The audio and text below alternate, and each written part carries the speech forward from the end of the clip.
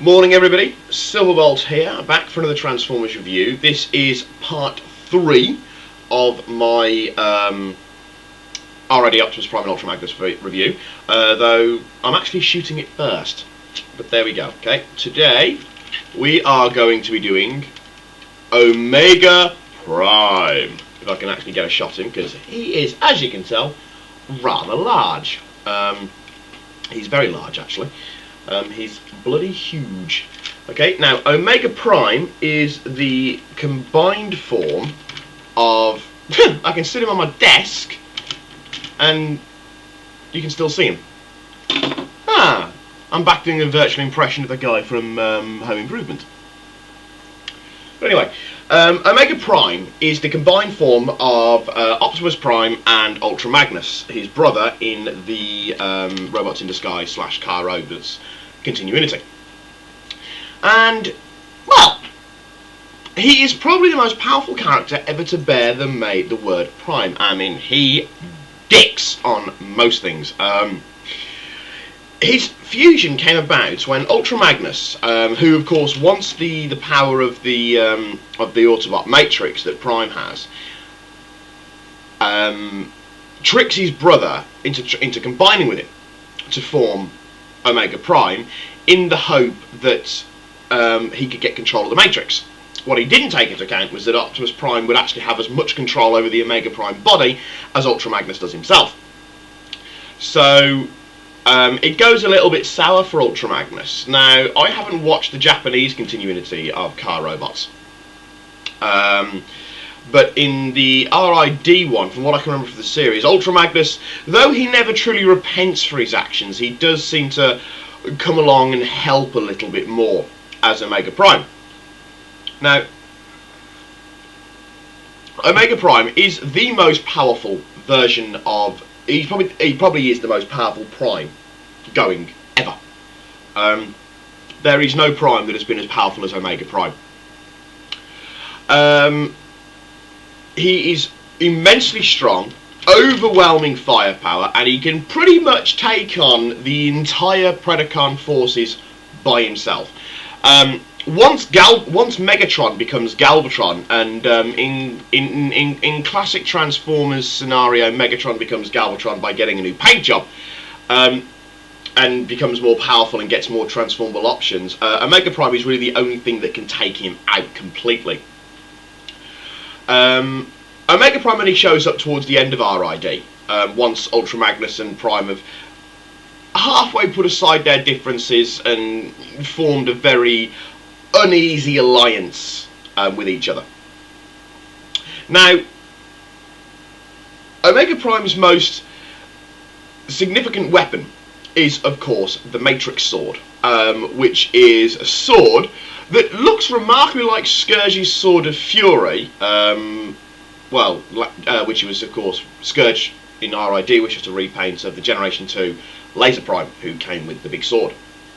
And it looks remarkably similar to that. It has a very similar, almost crystal-like blade with numerous notches in it, which I don't have for this toy, by the way.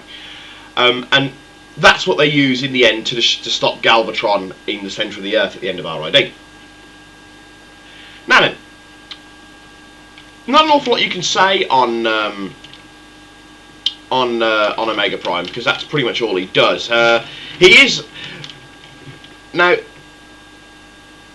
is he a genuine Gestalt? Well, you know, the argument there is that he is technically a combination of two Transformers. So, in the modern day and age where the cartoons are concerned, he's probably more of a Power Link, which of course we saw quite a lot in towards the end of Armada and most of the way through Energon. But from what I can recollect, this guy had it first. I mean, in RID, the Bullet Train is a combiner, and the Decepticons, the recolours of the Combaticons, are a combiner. So, yes, he is a Gestalt, in some regards. And in others he's a Power Link. Either way, who cares, because he's freaking awesome.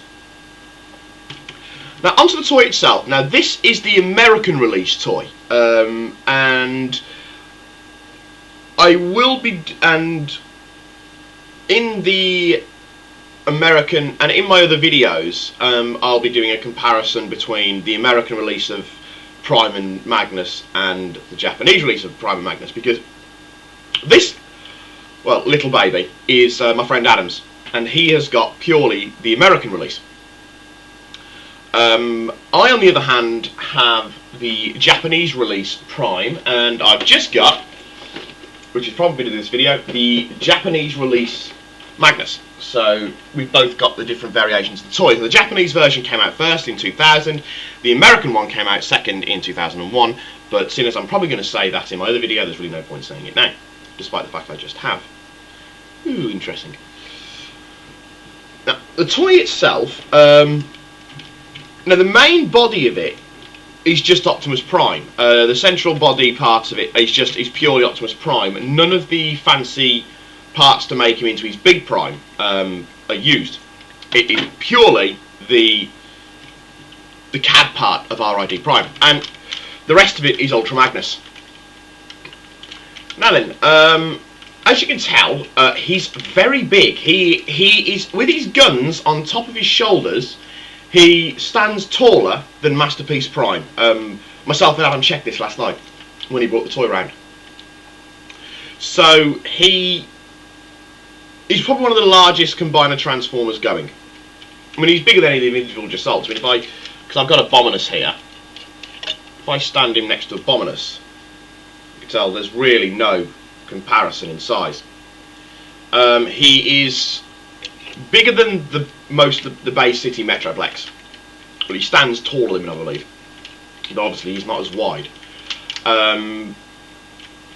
Is he taller than Scorponok? I don't know. I don't have Scorponok. Hopefully, in Auto Assembly, I'll be able to get my hands on one. I mean, I know that. Excuse me, tea's good at this time of morning. I mean, I know that Scorponok doesn't stand half as tall as he should against Fort Max. So that's the first thing you definitely notice about Prime, about Omega Prime, is his size. Also, his articulation in a combined form for a Jassault combiner is pretty damn good.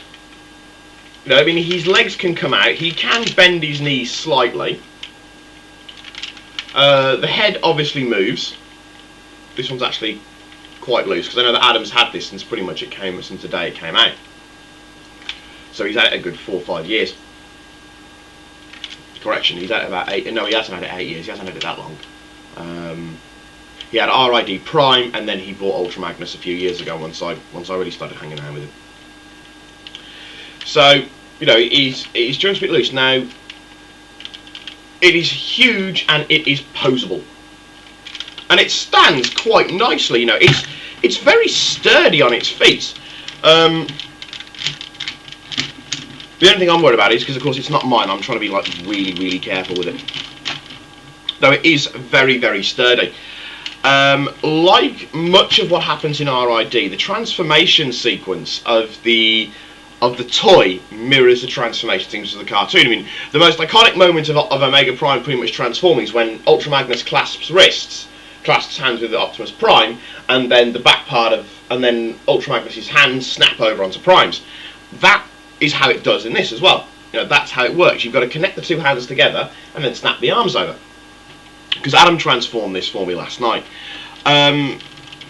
Because it's a lot of twisting and it's a lot of turning, which is what a lot of the RID stuff has. The biggest gripe about this, and I'll see if I can show it you now. Right, you see where the white ends and the red begins just there? That is Optimus Prime's waist. That is the only thing that supports the whole lot of this toy. And bear in mind, this is the mostly empty hollow part of the trailers on his feet. So all this that's on the top is just Magnus himself. So it makes him fucking massive. It also makes him quite heavy. You know, he is quite a weighty piece of equipment. I mean, as you can see, he stands over a foot tall. I mean, he's standing on my computer desk now, so he's absolutely huge. Does of course come with, I don't want to do this, there you go, spring-loaded missile launchers in both sides of his head.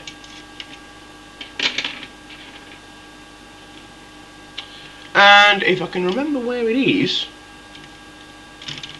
I can remember where it is now. I think that's it.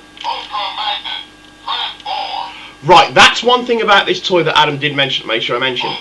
Now, to transform Ultra Magnus into Omega Prime, there are 2 pins that are required for the Omega Prime that the top part of Ultra Magnus sits in. Now, the RID toys came with these little gizmos, which, depending on what joints they're in, not joints, depending on what kind of transformation you've got them in, the voices change. This, of course, is the American one. Now, the Ultra Magnus needs to be pushed really firmly in, and this is I think this is a design flaw, but I'm not entirely sure. So you've really got to push it in, and I'm going to see if I can do it now. I don't think I'm going to be able to do it. I mean, I know Adam was playing this for about 5 minutes last night, and he's very good at transforming RID. Yeah. That is one thing that does seem to be a bit of a flaw with the actual toy itself, is that the voice connections don't sit in properly for Omega Prime. It might be different on my one, I don't know. So because of that, I can't really show you any of the other sound effects, because I can't really get any of the buttons. But he is supposed to have, oh, I just realised. It's supposed to sit like that. But it does look a bit daft like that, but never mind. There are other sound effects that go with Omega Prime, but you know, the guns make noises depending on their configurations, and stuff like that. However, getting them in there,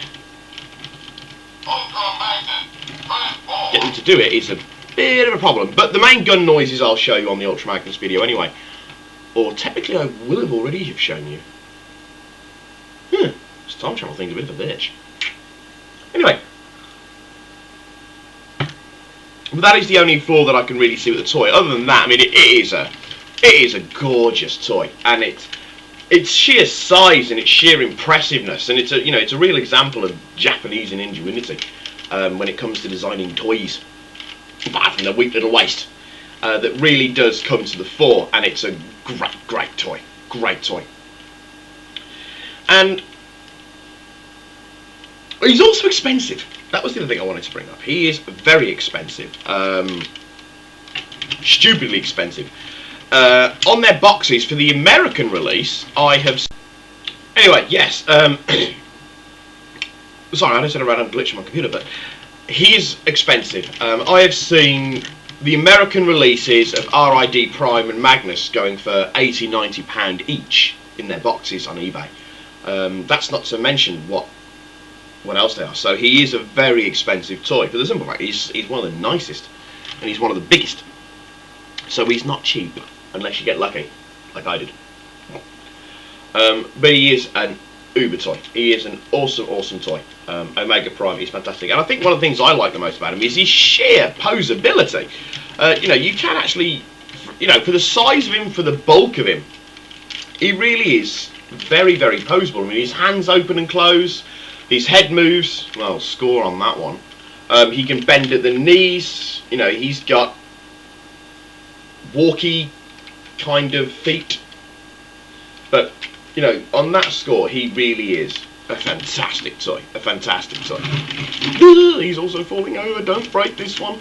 So this one is not mine, and I cannot afford to replace it if I break it, and he's not getting my Japanese ones. In all fairness, though, if I did break it, I would just go, there you go, but I'm sorry, I didn't mean to break it. But anyway, the parts that you can get with for Optimus Prime from his fire engine mode, you can attach to Omega in various ways. You can use the foot parts to make leg missile launchers. I personally think it gives his legs a bit of a skirt look, a bit of a flared skirt look. So. It was Adam that pointed... I don't know whether it's official that you're supposed to be able to do that. It was Adam that pointed it out to me. Okay. Alright then, that's my video done on Omega Prime. Hope you've enjoyed it. Hope you enjoyed these 3 videos. But for now, this is... Correction. Hope you've enjoyed these 3 videos. Wouldn't it be... yeah, I hope you've enjoyed these 3 videos. Will be correct in the time that it's playing from, but because I'm recording it from the first, I'm actually talking about future events that haven't as of yet happened. Oh, old Doc Brown would do his nutting trying to figure this one out. Anyway, but for now, yes, this is Silverbolt with Omega Prime saying au revoir, adios, have a nice day.